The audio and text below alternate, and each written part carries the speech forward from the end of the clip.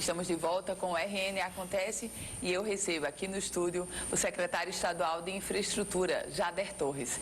Secretário, boa tarde, bem-vindo. Boa tarde, Ana, boa tarde a todos que nos assistem. Secretário, começar essa nossa conversa falando sobre as obras do acesso ao Aeroporto Internacional de São Gonçalo do Amarante. Qual a previsão de conclusão, secretário? Como é que essas obras estão neste momento?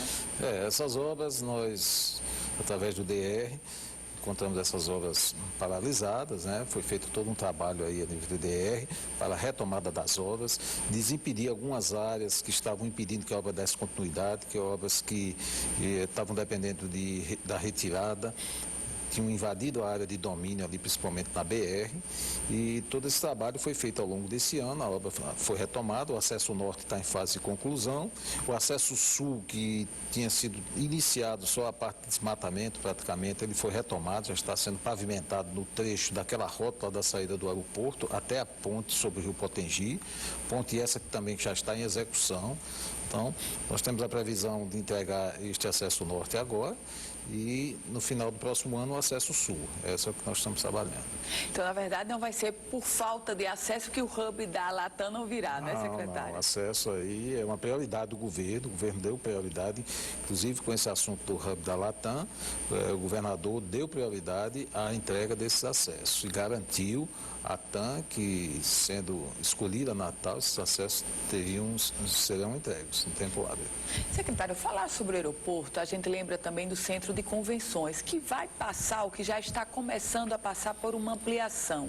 Como é que está a obra do centro de convenções? Nós iniciamos essa obra esse ano, foi licitada agora no começo do ano, concluímos a licitação, todo o trâmite junto à Caixa Econômica, tínhamos o risco até de perder esse recurso, mas garantimos o recurso, iniciamos a obra no tempo hábil. E essa obra é um investimento de 30 milhões, que está sendo feita, não tem contrapartida do governo do estado, certo?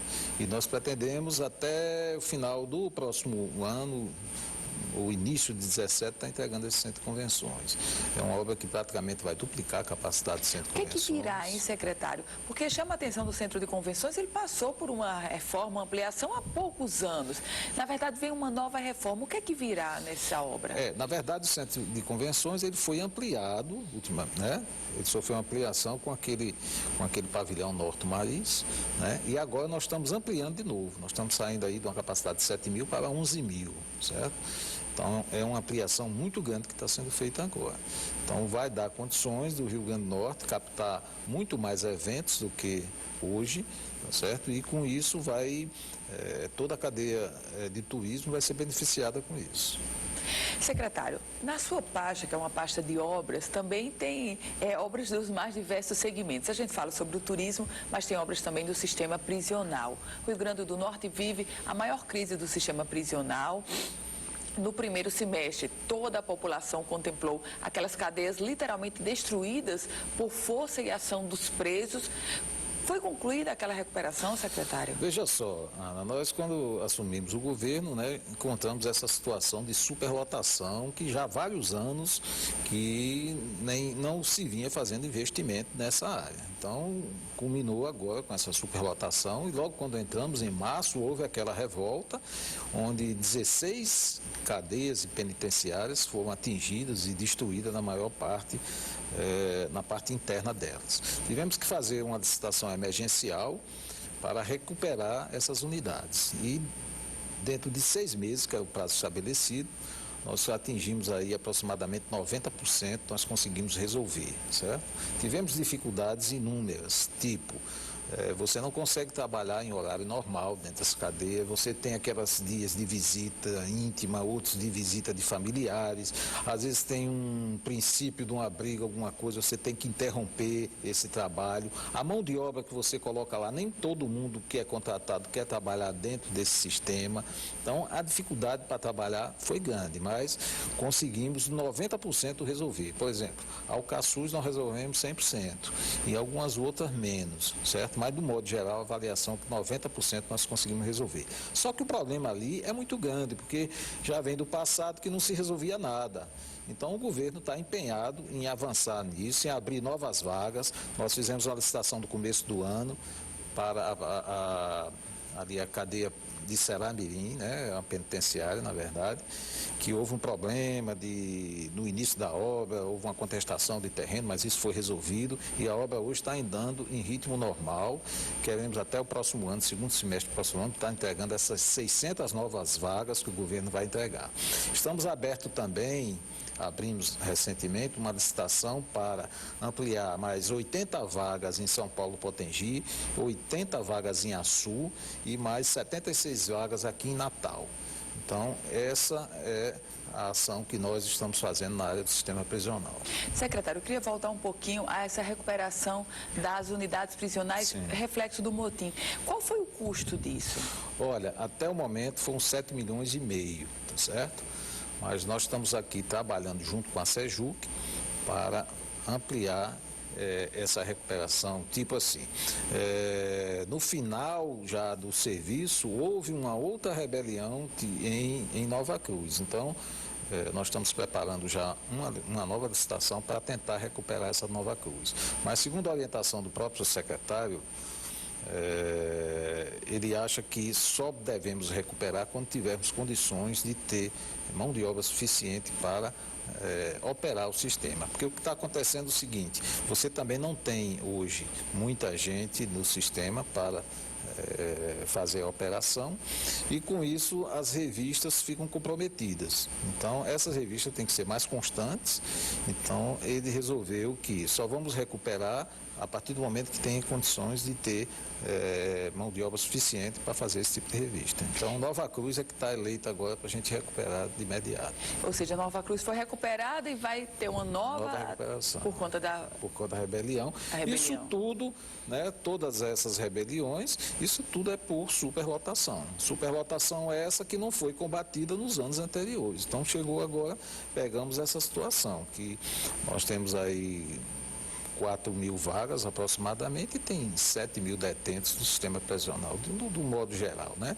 Então isso cria várias tensões ali dentro dessa situação de superlotação e essas tensões é que causam essas rebeliões, essa destruição do sistema prisional.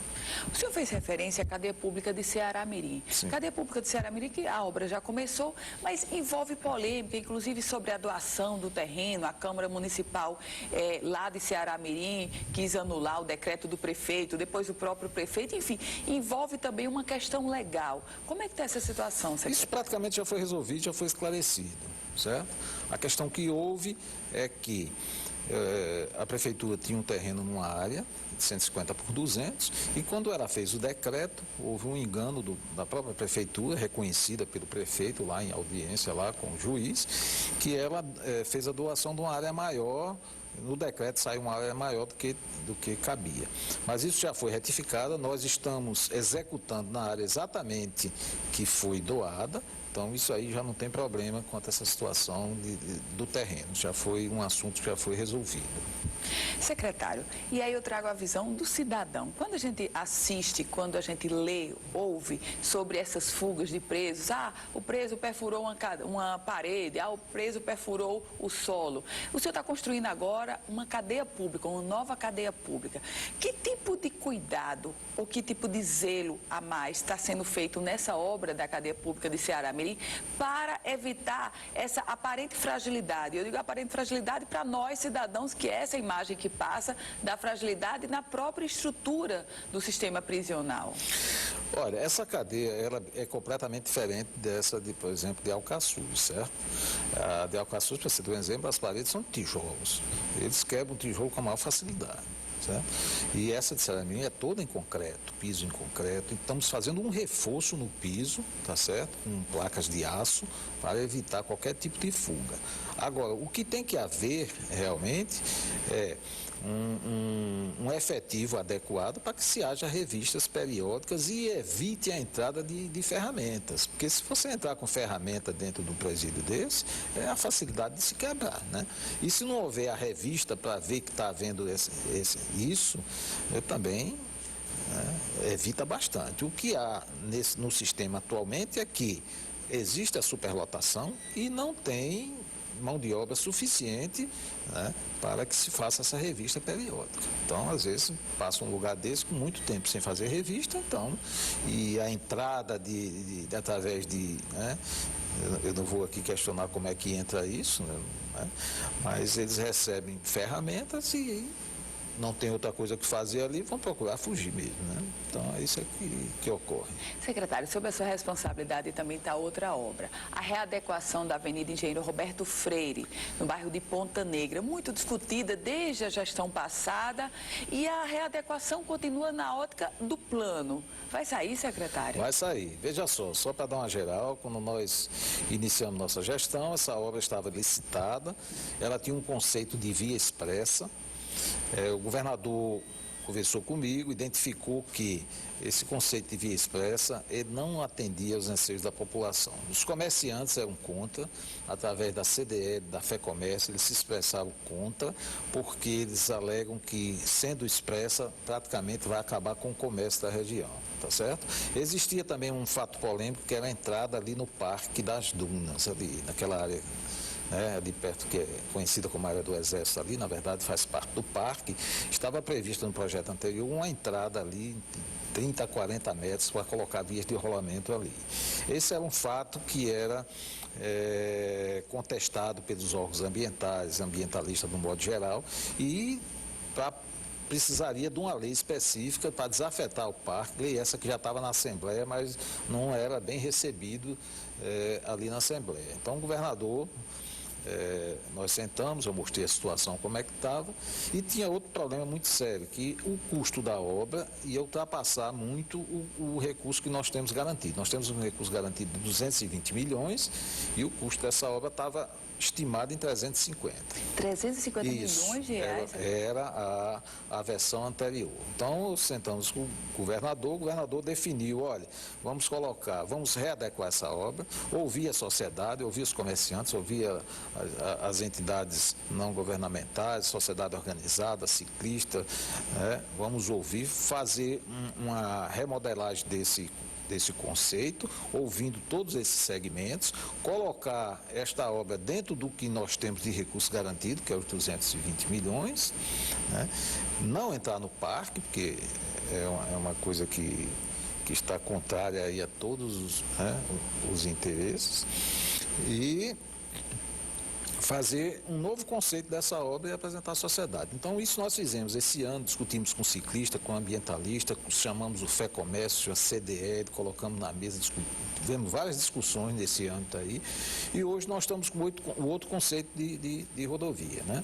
Nós aqui estamos com o conceito agora, priorizando o pedestre, o ciclista e o transporte de massa. Então, nós vamos ter vias exclusivas de ônibus, nós vamos ter uma ciclovia que começa ali no início do parque, ali na Roberto Freire. Tem uma passarela com ciclovia, vai ter uma passarela sobre a via costeira, inclusive com um mirante contemplativo ali para o turista que atravessar ali, contemplar, tá certo? Essa ciclovia vai se interligar com a ciclovia da via costeira e vai se estender até ao início da Rota do Sol. E vamos ter também ali naquela parte ali, daquela feirinha de Ponta Negra para frente, nós vamos ter um binário ali. O trânsito vai e volta pela rua de trás. Com isso, nós vamos ampliar aquela calçada, colocar a ciclovia e deixar só uma linha de ônibus voltando. Então, o conceito mudou completamente, não é mais um conceito de via expressa, né? E com isso atendeu todos os segmentos da sociedade que estavam insatisfeitos, através dessas discussões que nós fizemos ao longo desse ano. Agora nós estamos na fase de licenciamento. Nós provocamos o IDEMA, e o IDEMA ficou de nos dar agora o termo de referência para concluir o licenciamento, e a expectativa é que no segundo semestre nós estejamos iniciando as obras ali na Roberto Freire. Obra no valor de quanto, secretário? Como? Obra no valor de quanto? 220 milhões é o orçamento que nós temos, e vamos enquadrar essa obra daí ou abaixo disso. Ok, secretário estadual de Infraestrutura, Jader Torres, muito obrigada por essas informações, esses esclarecimentos, esse balanço do ano aqui no RN Acontece. Muito obrigada. Eu agradeço vocês também. Se você quiser rever essa entrevista completa, é só acessar o site especializado na política do Rio Grande do Norte e do Brasil, o www.politicaemfoco.com. O RN Acontece vai ficando por aqui. Você acompanha agora o Band Mulher com Juliana Selle. A gente volta amanhã, nesse mesmo horário, aqui na tela da Band.